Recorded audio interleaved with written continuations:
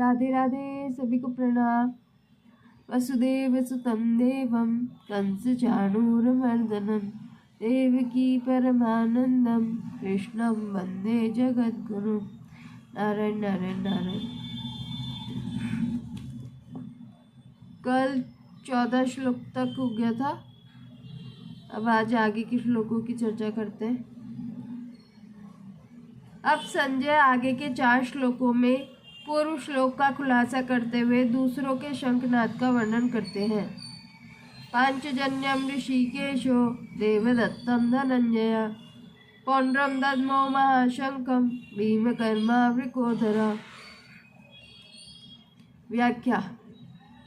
पांचजन्यम ऋषिकेश, सबके अंतर्यामी अर्थात सबके भीतर की बात जानने वाले साक्षात भगवान श्री कृष्ण ने पांडवों के पक्ष में खड़े होकर पांचजन्य नामक शंख बजाया। भगवान के पंचजन नामक शंख रूपधारी दैत्य को मारकर उसको शंख रूप से ग्रहण किया था, इसलिए इस शंख का नाम पांचजन्य हो गया। देवदत्तम धनंजय, रासु यज्ञ के समय अर्जुन ने बहुत से राजाओं को जीतकर बहुत धन इकट्ठा किया था, इस कारण अर्जुन का नाम धनंजय पड़ गया। निवात कवच आदि दैत्यों के साथ युद्ध करते समय इंद्र ने अर्जुन को देवदत्त नामक शंख दिया था। इस शंख की ध्वनि बड़े जोर से होती थी, जिससे शत्रुओं की सेना घबरा जाती थी। इस शंख को अर्जुन ने बजाया। पौंड्रम दद्मो महाशंकम भीमकर्मा वृकोदरा। हिडिंबासुर, बकासुर, जटासुर आदि असुरों तथा कीचक, जरासंध आदि बलवान वीरों को मारने के कारण भीमसेन का नाम भीमकर्मा पड़ गया।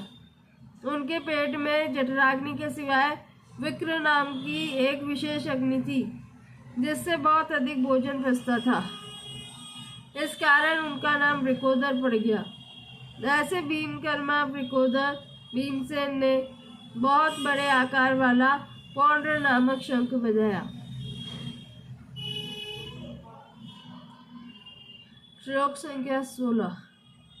अनंत विजयम राजा कुंती पुत्रो युधिष्ठिरः नकुलः सहदेवश्च सुघोष मणिपुष्पकौ। व्याख्या। अनंत विजयम राजा सुघोष मणिपुष्पको। अर्जुन, भीष्म और युधिष्ठिर ये तीनों कुंती के पुत्र हैं। अर्जुन, भीम और युधिष्ठिर ये तीनों कुंती के पुत्र हैं तथा नकुल और सहदेव ये दोनों माद्री के पुत्र हैं। वह विभाग दिखाने के लिए ही यहाँ युधिष्ठिर के लिए कुंती पुत्र विशेषण दिया गया है। युधिष्ठिर को राजा कहने का तात्पर्य है कि युधिष्ठिर जी वनवास के पहले अपने आधे राज्य इंद्रप्रस्थ के राजा थे और नियम के अनुसार 12 वर्ष वनवास और 1 वर्ष का अज्ञातवास पूर्ण करने के बाद वे राजा होने चाहिए थे। राजा विशेषण देकर संजय यह भी संकेत करना चाहता है कि आगे चलकर धर्मराज युधिष्ठिर ही संपूर्ण पृथ्वी मंडल के राजा होंगे। आगे श्लोक संख्या 17 और 18 एक साथ दिया हुआ है। काश्यश्च परमेश्वास शिखंडी च महारथ दृष्टद्युम्नो विराटश्च सात्विकश्च पराजितः द्रुपदो द्रौपदेयाश्च सर्वशः पृथ्वीपते सौभद्रश्च महाबाहु शंखान् दद्मु पृथक् पृथक्। व्याख्या। काश्यश्च परमेश्वास शंखान् दद्मु पृथक् पृथक्। महारथी शिखंडी बहुत शूरवीर था। यह अपने पहले जन्म में स्त्री काशीराज की कन्या अम्बा था और इस जन्म में राजा द्रुपद को पुत्री रूप से प्राप्त हुआ था। आगे चलकर यही शिखंडी स्थूणाकर्ण नामक यक्ष से पुरुषत्व प्राप्त करके पुरुष बना।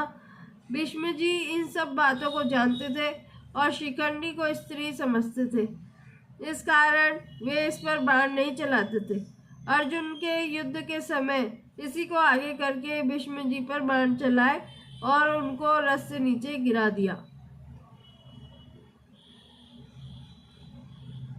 अर्जुन का पुत्र अभिमन्यु बहुत शूरवीर था।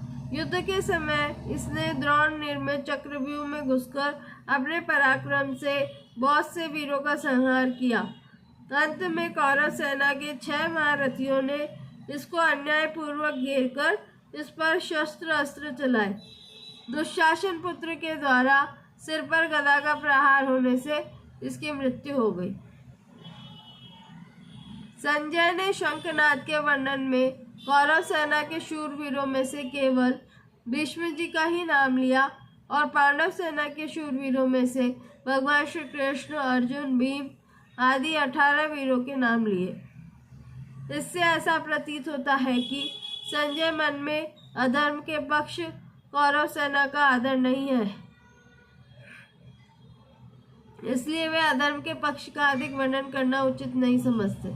परंतु उनके मन में धर्म के पक्ष पांडव सेना का आदर होने से और भगवान श्री कृष्ण तथा पांडवों के प्रति आदर भाव होने से वे उनके पक्ष का ही अधिक वर्णन करना उचित समझते हैं और उसके पक्ष का वर्णन करने में ही उनको आनंद आ रहा है।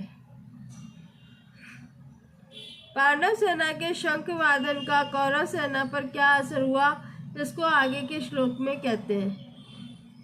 स घोषो धातरास्तानां हृदयानि व्यधारयत् तपश्च पृथिवीं चैव तुमुलो व्यनुनादयन्। व्याख्या। स घोषो धातराष्ट्राणां तुमुलो व्यनुनादयन्। पांडव सेना की वह शंख ध्वनि इतनी विशाल, गहरी, ऊंची और भयंकर हुई कि उस ध्वनि प्रतिध्वनि से पृथ्वी और आकाश के बीच का भाग गूंज उठा। उस शब्द से अन्यायपूर्वक राज्य को हड़पने वालों के और उनकी सहायता के लिए उनके पक्ष में खड़े हुए राजाओं के हृदय विदीर्ण हो गए। तात्पर्य है कि हृदय को किसी अस्त्र शस्त्र से विदीर्ण करने से जैसी पीड़ा होती है, वैसी ही पीड़ा उनके हृदय में शंख ध्वनि से हो गई। उस शंख ध्वनि ने कौरव सेना के हृदय में युद्ध का जो उत्साह था, बल था, उसको कमजोर बना दिया, जिससे उनके हृदय में पांडव सेना का भय उत्पन्न हो गया। संजय ये बातें धृतराष्ट्र को सुना रहे हैं। धृतराष्ट्र के सामने ही संजय का धृतराष्ट्र के पुत्रों अथवा संबंधियों के हृदय विदीर्ण कर दिए, ऐसा कहना सभ्यतापूर्ण और युक्ति संगत नहीं मालूम देता। इसलिए संजय को धातराष्ट्राणां न कहकर तावकीनानां, आपके पुत्रों अथवा संबंधियों के, ऐसा कहना चाहिए था, क्योंकि ऐसा कहना ही सभ्यता है। इस दृष्टि से यहाँ धातराष्ट्राणां पद का अर्थ जिन्होंने अन्यायपूर्वक राज्य को धारण किया, ऐसा लेना ही युक्ति संगत तथा सभ्यतापूर्ण मालूम देता है। अन्याय का पक्ष लेने से ही उनके हृदय विदीर्ण हो गए। इस दृष्टि से भी यह अर्थ लेना ही युक्ति संगत मालूम देता है। यह शंका होती है कि कौरवों की 11 अक्षौहिणी सेना के शंख आदि बाजे बजे तो उनके शब्द का पांडव सेना पर कुछ भी असर नहीं हुआ, पर पांडवों की 7 अक्षौहिणी सेना के शंख बजे तो उनके शब्द से कौरव सेना के हृदय विदीर्ण क्यों हो गए। इसका समाधान यह है कि जिनके हृदय में अधर्म, पाप, अन्याय नहीं है, अर्थात जो धर्म पूर्वक अपने कर्तव्य का पालन करते हैं, उनका हृदय मजबूत होता है। उनके हृदय में भय नहीं होता।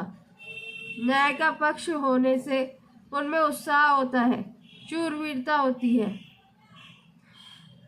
पांडवों ने वनवास के पहले भी न्याय और धर्म पूर्वक राज्य किया था और वनवास के बाद भी नियम के अनुसार कौरवों से न्याय पूर्वक राज्य मांगा था। तथा उनके हृदय में भय नहीं था, प्रत्युत उत्साह था, शूरवीरता थी। तात्पर्य है कि पांडवों का पक्ष धर्म का था। इस कारण कौरवों की 11 अक्षौहिणी सेना के बीच बाजों के शब्द पांडव सेना पर कोई असर नहीं हुआ।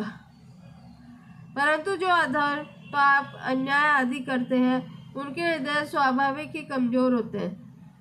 उनके हृदय में निर्भयता, निशंकता नहीं रहती। उनका खुद का किया पाप, अन्याय ही उनके हृदय को निर्बल बना देता है। अधर्म अधर्मी को खा जाता है। दुर्योधन आदि ने पांडवों के अन्यायपूर्वक मारने का बहुत प्रयास किया था। उन्होंने छल कपट से अन्यायपूर्वक पांडवों का राज्य छीना था और उनको बहुत कष्ट दिए थे। इस कारण उनके हृदय कमजोर, निर्बल हो चुके थे। तात्पर्य है कि कौरवों का पक्ष अधर्म का था। इसीलिए पांडवों की 7 अक्षौहिणी सेना की शंखध्वनि से उनके हृदय विदीर्ण हो गए। उनमें बड़े जोर की पीड़ा हो गई। इस प्रसंग से साधक को सावधान हो जाना चाहिए कि उसके द्वारा अपने शरीर, वाणी, मन से कभी भी कोई अन्याय और अधर्म का आचरण न हो। अन्याय और अधर्म युक्त आचरण से मनुष्य का हृदय कमजोर, निर्बल हो जाता है। उसके हृदय में भय पैदा हो जाता है। उदाहरणार्थ लंकाधिपति रावण से त्रिलोकी डरती थी। वही रावण जब सीता जी का हरण करने जाता है तब भयभीत होकर इधर उधर देखता है। इसलिए साधक को चाहिए कि वह अन्याय और अधर्म युक्त आचरण कभी न करे। नारायण नारायण। अब आगे के श्लोक की चर्चा कल करेंगे। राधे राधे।